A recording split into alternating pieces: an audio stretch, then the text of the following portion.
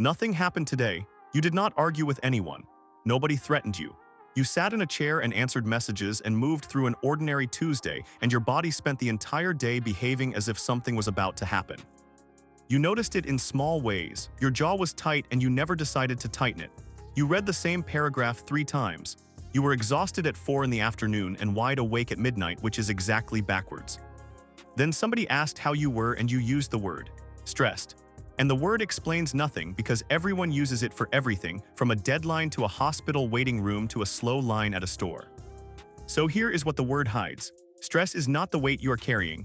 Stress is a response your body switches on, and that response was built to run for seconds and then stop.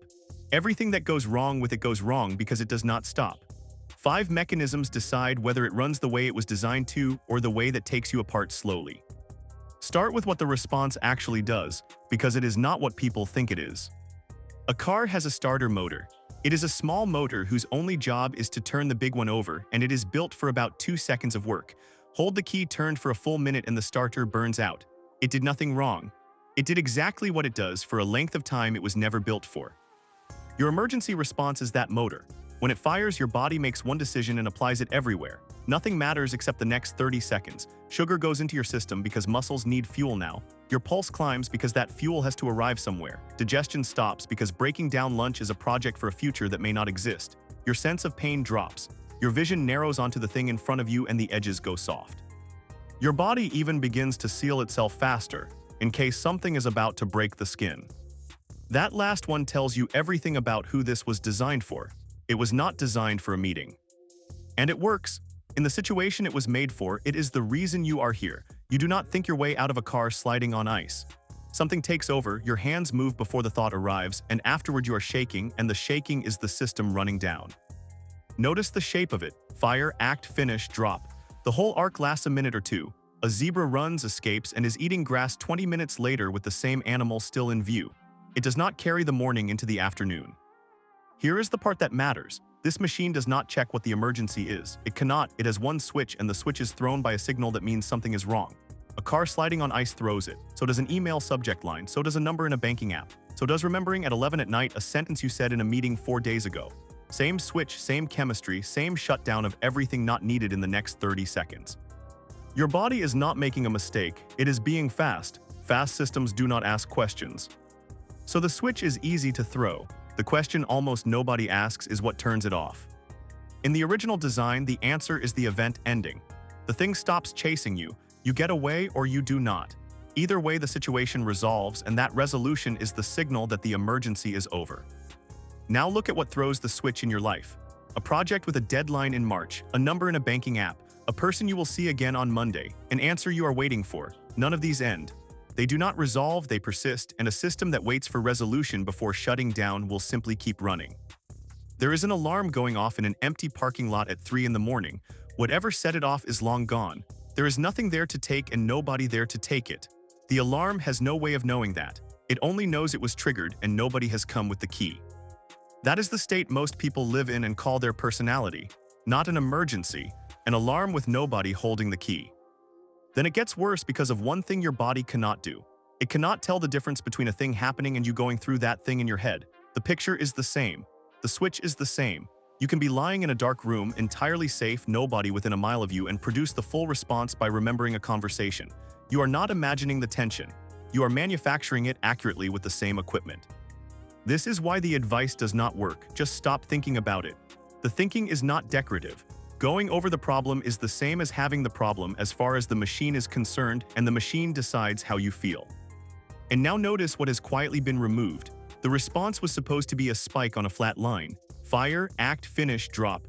What you have instead is a line that never comes back down to where it started. There is no drop, so the next thing that fires does not start from rest. It stacks on top of what is already there. You are not more fragile than you were at 20. You are starting every day higher up. Ask yourself when the last real drop was. Not a distraction. Not a night out, not a screen, not sleep you woke up from already tired. An actual return to the level you started from. If nothing comes back, that is the mechanism and it has a bill attached to it. A faucet that drips does not look like a problem. Watch it for a minute and nothing happens. The drop forms, falls, and the sink is dry again before the next one arrives. No single drop is worth getting up for. The bill still comes because the meter is turning the whole time. Everything the emergency response does is expensive, and it is expensive in a way that makes sense for 1 minute and no sense at all for 1 year. Digestion was paused so you could run. Nothing is running and lunch sits there. Sleep gets postponed because sleeping through an emergency is a poor plan, so you get into bed and the machine holds you near the surface, and you spend 8 hours never going deep enough for anything to be repaired. Your defenses get borrowed against. The system that fights infections is turned down because it is a long-term investment and the emergency is now. This is why people get sick in the first week of a vacation, and it is not bad luck. The alarm finally stops, the borrowed system comes back online, and the bill for the last 4 months arrives all at once. Memory takes it too. The part of you that files what happened today runs badly under a maintained load, which is why whole stretches of a hard year come back later as a blur. You were there for all of it, very little of it was filed. And your attention narrows and stays narrow. That was useful when the narrow thing was a car sliding toward you. It is useless when the narrow thing is one worry, held all day, while everything else in your life goes unattended and quietly becomes another thing to worry about. Here is what makes this so hard to see, and it is the whole trick of the drip.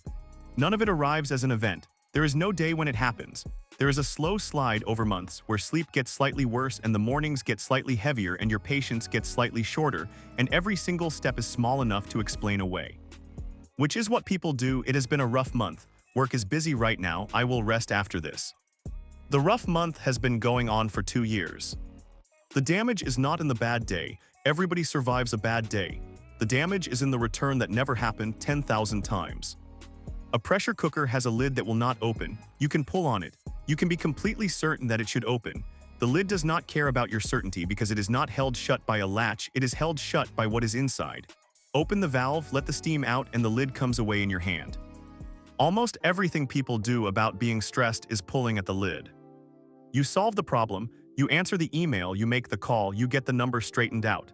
And you notice with some confusion that you still feel exactly the same. The situation is handled and your chest has not received the message. That is because the situation and the response are two different objects. Removing the first does not remove the second.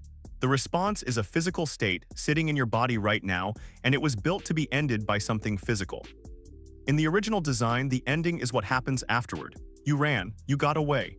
Then there is shaking and hard breathing, and eventually the animal is standing there breathing slowly and the state has been completed and discharged. The action closes the loop. You do not get the action. Your emergency arrives while you are seated, and it is resolved if it is resolved at all by typing calmly. The chemistry is fully deployed. Nothing burns it off.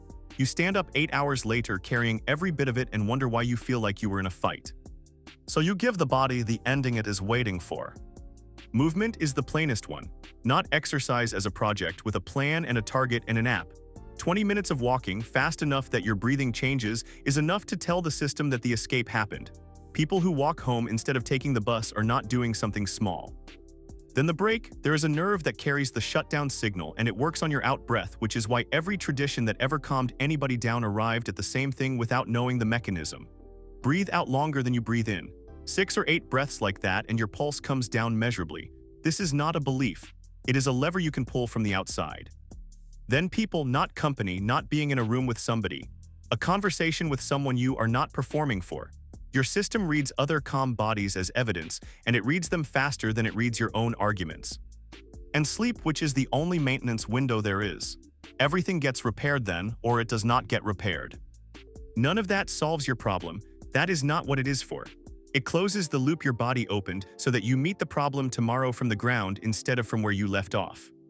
2 people carry the same weight. Same distance, same hill, same day. One of them arrives destroyed and the other arrives tired.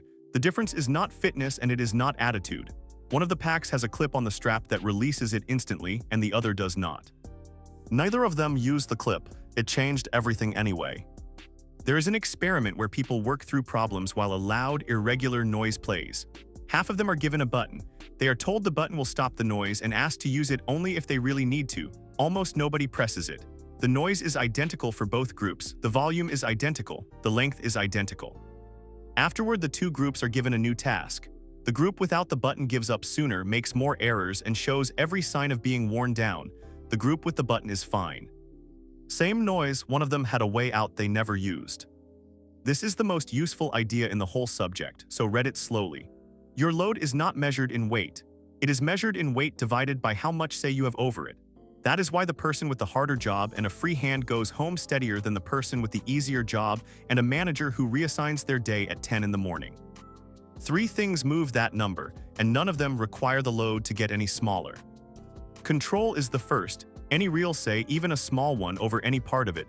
Which of the 3 things you do first, where you sit, when the difficult conversation happens, it does not have to be the important part. The system is counting whether you have a hand on anything at all. Predictability is the second.